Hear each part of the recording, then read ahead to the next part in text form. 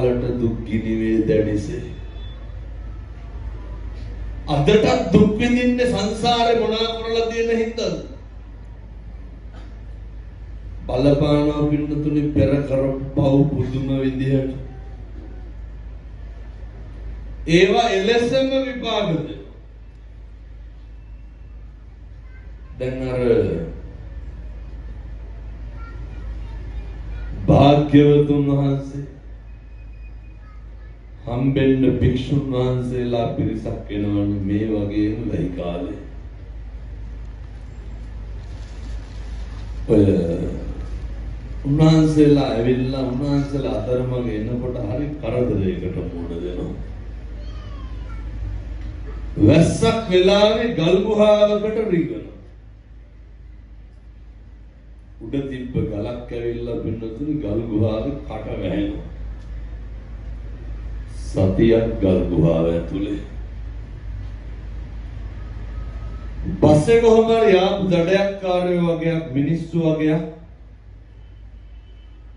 ගුහාවේ කට වැහිලා තියෙන හින්දා මේක අරලා බලනකොට ඇතුලේ හාමුදුරුවෝ හෙම්බත් වෙලා. දැන් මේ විස්තරේ බුදුහාමුදුරුවන්ට කිව්වා. භාග්‍යවතුන් වහන්සේ භික්ෂුන් වහන්සේලාට දේශනා කරනවා මහණෙනි. ඔහොම වෙන්න හේතුව දන්නවද? මොකක්ද හේතුව? එක ආත්මයක මේ භික්ෂුන් වහන්සේලා 7 දෙනා දඩයක්කාරයෝ 7 දෙනෙක් තලගොයෙක් පස්සේ පන්නගෙන ගියා. රිංගුවා තලගොය හුඹට ආරි ගන්න බෑනේ තලගොය හුඹට රිංගුවා. හුඹස් කටවල් ටික මැටි දාලා වැහුවා. දැන් තලගොය ඇතුලේ හිර වෙලා. වහලා ගිහින් සුමානෙකින් විතර පින්නතුනේ හොඳට මෙහෙම්පත් වෙලා ඒගොල්ලෝ තලගොය ඇදලා එළියට දැම්මම මැරිලා නැහැ මැරුවෙත් නැහැ. අර බලන්නකො පව් බල දෙන හැටි.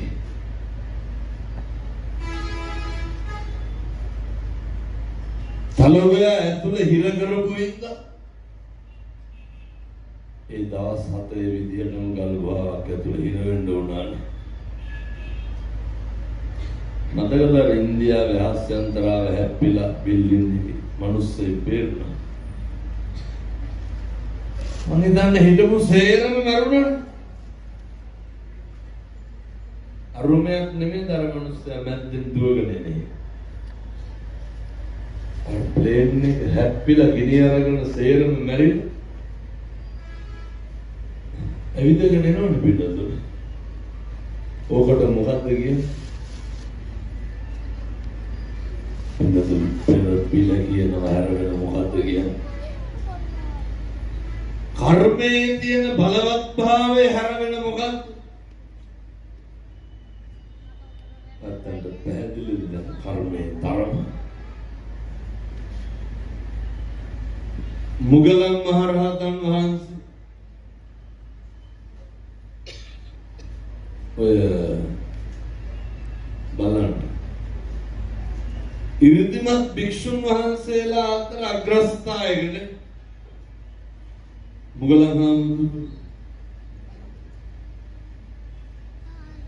මුගලන් හාමුදුරුවන්ගේ ඉරිදි ප්‍රාතිහාර පෑමේ හැකියාව කොච්චරද කියනවනම්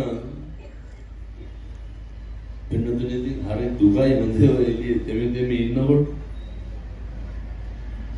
ඇතුලේ ඉඳගෙන බණ ඇහුවා වගේ නෙමෙයි එළියේ මිනිස්සු හරි අමාරුයි ඉන්නේ. ඇත්ත දන්නවද ඊටගත්තු තව කට්ටිය ඇතුලේ දෙන්න පුළුවන් කියලා. එහෙනම් ඊට ගන්න එහෙම නෑ හොඳ.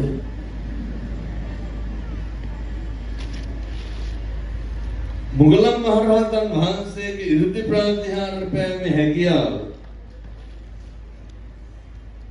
කොච්චරද කියනවනම්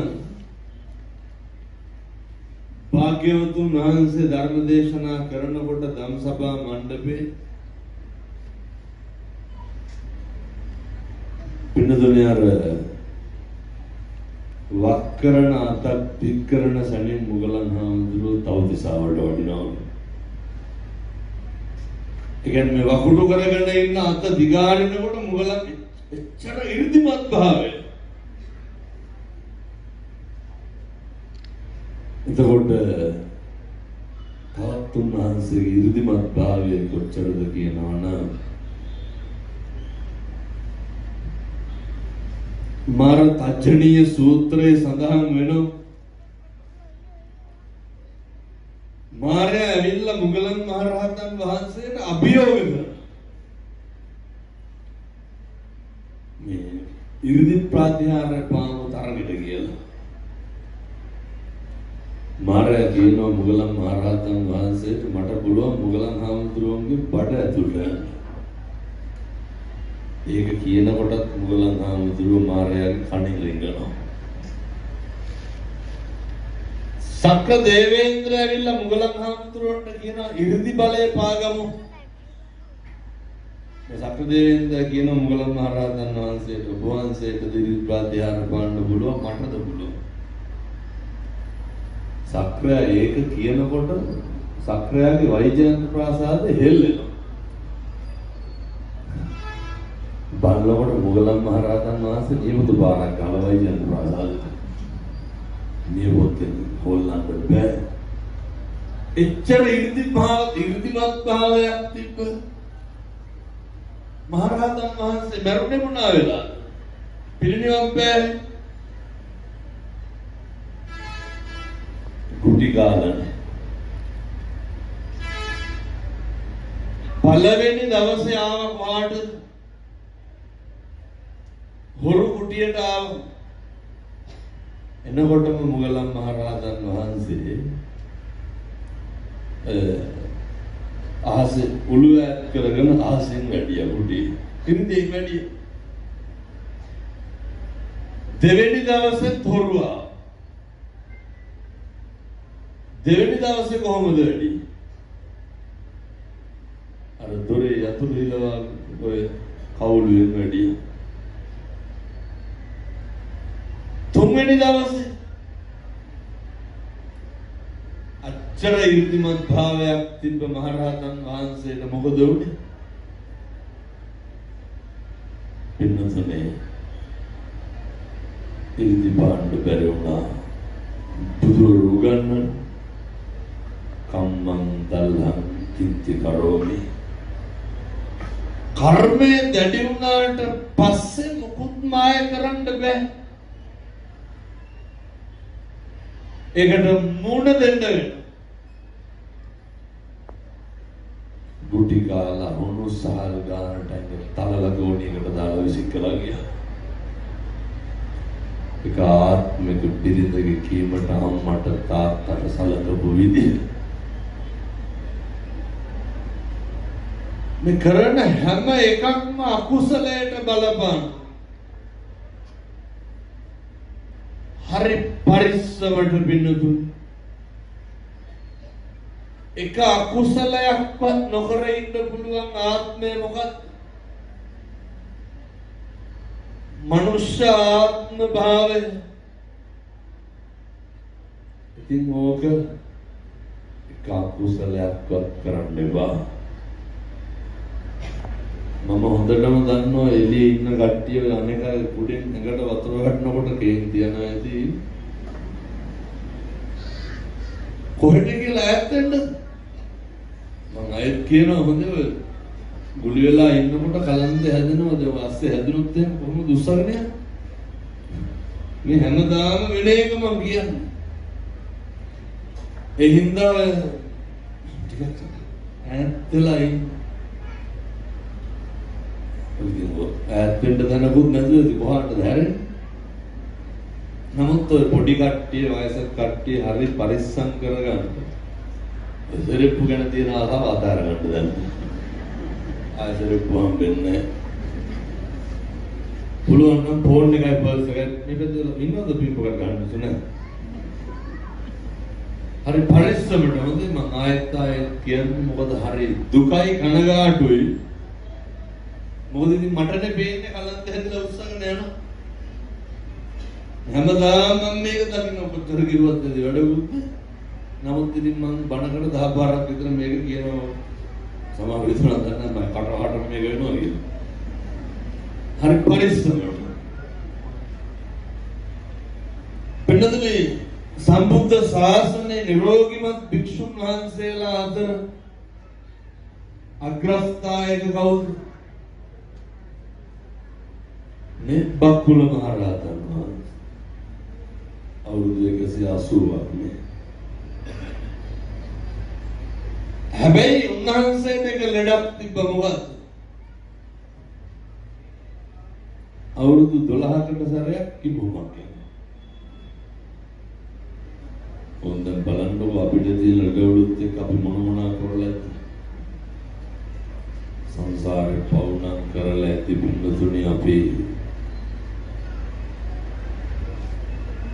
බක්කුල මහරහතන් වහන්සේ පිරිනතුරා බුදුහාමුදුරුවන්ගේ අවදීයේ කොහෙද? පසේ බුදුරජාණන් වහන්සේ නමකට බෙහෙත් වට්ටියක් පූජා කරා.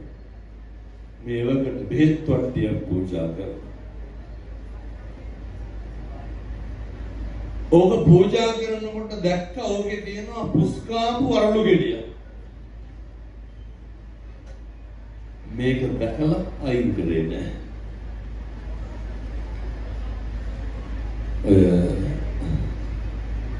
මට ඉතින් අර එළිය කට්ටිය දෙවෙනකොට බණ කියන්න හිතෙන්නේ නැහැ.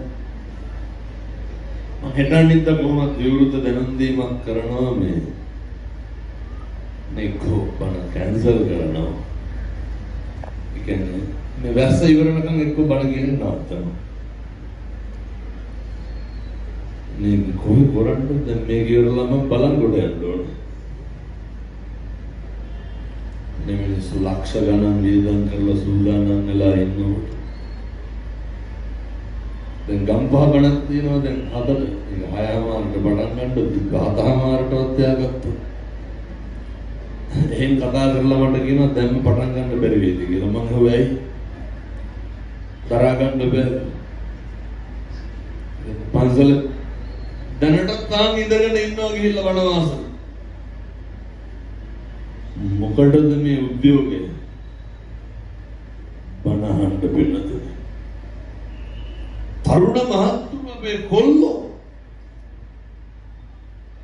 පොර කකා මොකේදද දැන් පන්සල් යන්නේ?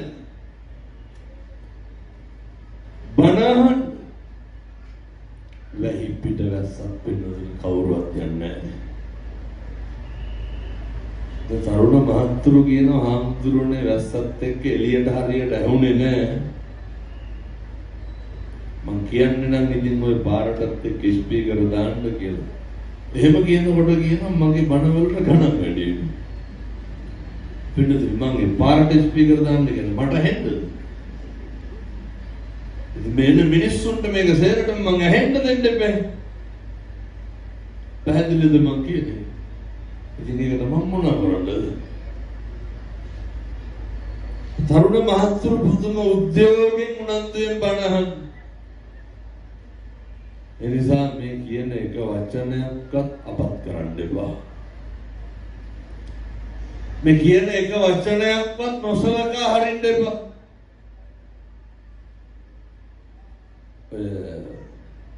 මම දේශනා කරපු සෑම කාරණයකින්ම අවධාරණය වෙන්නේ අපි කරපු පව් කවදා හරි ඉවර කරන්න වෙනවා. සරියුත් මහ රහතන් වහන්සේ බලන්න. එන්නතුනි බණ කියන්න වෙලාවක් නැහැ. විනාඩි 50ක් ඉවර වෙලා තියෙනවා. මහ ප්‍රඥාවන්ත භික්ෂුන් වහන්සේලා අතර අග්‍රස්ථායක සරියුත් මහ රහතන් වහන්සේ. එතකොට මොකද්ද උන්වහන්සේ කරපු පින්කම? එක තල්පතයි එක පංගිනයි පින්නතුනි දන් දෙන්නේ. මනස මුල් වෙලා බොහෝ යහපත් දේවල් සිද්ධ කරනවා නම් ඒ වගේ විපාකත් ලෙසම හම්බ වෙනවා. පින්නතුනි විමාන වත්තුවේ සඳහන් වෙනවා නාවා විමානේ නාවා විමානේ පැහැදිලි කරනවා එක භික්ෂුන් වහන්සේලා භාග්‍යවතුන් වහන්සේ සමග වඩිනකොට එක බමුණු පිරිසක් ගමක කියනවා ඒ භවත් ගෞතමයා එනවා කිසි කෙනෙක් වතුර ටිකක්වත් දෙන්න එපා කියනවා. බමුණු කියන්නේ පිළිතුරේ එක කාන්තාව භාග්‍යවතුන් වහන්සේලා වඩිනවා කියලා දැනගෙන මරුණත් කමක් නැහැ කියලා අර ක්ලාන්ත හැදිලා හිටපු ආමුදුරු කෙනෙකුට වතුර දෝත අතින් අරගෙන ගිහිල්ලා දෙනවා. ඔච්චරයි කරන්නේ. ඔච්චරයි කරපු පිංගම් මොනවාද කොහොමද විපාක දුන්නේ? මුගලන් මහරහතන් වහන්සේ දිව්‍ය ලෝකයට වඩිනකොට පැම්පොහුණු විමාන පිටින් පහළ වෙලා පින්නතුනේ ආශ්චර්යමත් විදිහට විමාන පහළ වෙලා පරිවාර සම්පත්තිය එමටමයි. එනිසා මතක තියාගන්න ඕනේ පොඩි දේ ඇති සමහර විට මුළු ජීවිතේම වෙනස් වෙනවා. දැන් මොනවාද පොඩි දේ කියලා කියන්නේ? මේවා ඉතින් හෙට ඉඳන් කරන්න ඕන හොඳ. නැත්නම් මේ වැස්සේ දෙමීගෙන බණහනගේ තේරුමක් නැහැ. අද මම මේ කරන තුන්වෙනි ධර්ම දේශනාව. තව එකක් තියෙනවා. පටිගත කිරීම දෙකක්. උදේ දැන් මේකත් එක්ක තුනයි. ගම්පාවණයි හතරයි. බලංගොඩ යන්න පැය 6ක් විතර යනවා.